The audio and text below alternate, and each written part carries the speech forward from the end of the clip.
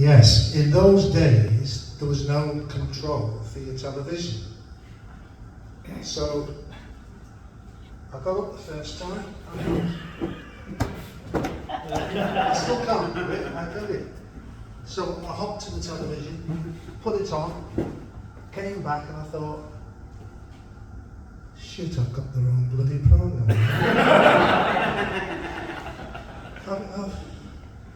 I've got the BBC again. I had the BBC on before, so doing that, I just did that all the time. I hopped to do it, and from that, I had problems with my second Achilles. To which I went down to see the surgeon, whose name was Dr. Tricky. It wasn't a tricky, but he did a great job on me, to be fair, and the operation that I had, the first one was, successful, but I damaged my other one myself, so he did that as well. He was brilliant, but it was frustrating, to actually be sitting in the stand watching the lads play. I just felt like, I hope this bloody thing will heal quicker rather than not. But the one thing he said to me, he said, Roy, he said, this will take roughly 9 months to 12 months. He said, it'll be different for you. I'm sorry, but that's how long it's going to be. And he was spot on. That was the time scale that happened. And of course, the second injury with my other Achilles, I had to have a process then of being careful. So it was tough. It was really tough. You didn't seem to have much problem when you were jumping that fence over the river and the police were chasing us. That was in Switzerland, wasn't it? Yeah. I told you we should have paid. I was quicker than you. Everybody's quicker. I told you we should have paid the bill. Please elaborate, Roger. I need to hear this.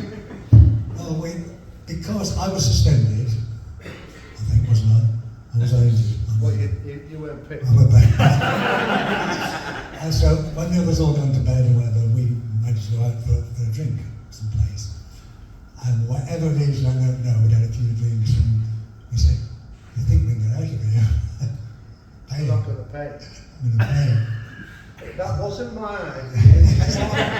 It's smart off, I tell you. So we sneaked out and we thought, oh, that's good, we've gone away, and we crossed the road. And no, we didn't cross the road, we were waiting, and suddenly these other people came out looking for us. Well, there's a car coming down the road. How we didn't get run over, I don't know, because we ran in front of it to stop them. We ran off down the road to the river. There was a little bit of a fence over the river, so I was going ahead. I jumped it, I knew he was going to do it. He jumped it, I thought he was going to jump in the river. And they kept on chasing. Well, we got back to the hotel and we got in our room and we were like, so he ran Dave up, didn't he? I said, Roger, I'm going to phone Dave, the manager, obviously. And I rang his room and I said, Dave, I said, I've got something to tell you. I said, we've been out, Roger and I. He's been a nuisance, as he always is. He never bought a bloody round as well, you remember? Anyway, Dave says, Roy, you're telling me something that I already know. He said, because Des was with you, wasn't it? Des Anderson. I said, yes, Des. It was Des's fault. He says, no, it wasn't Des's fault. Des has been back here for the last half an hour, so don't start implying that he was the fault. I said, well, it was Roger Davis who was the real problem. He always leads me astray, Gaffer. But the best thing was, it was a test. When I hurdled over, Roger hurdled over as well, the barrier, truthfully. And I thought, it's shit or worse, this is, and I don't know what's going to happen anyway. So we'd agreed before we ran over, we said,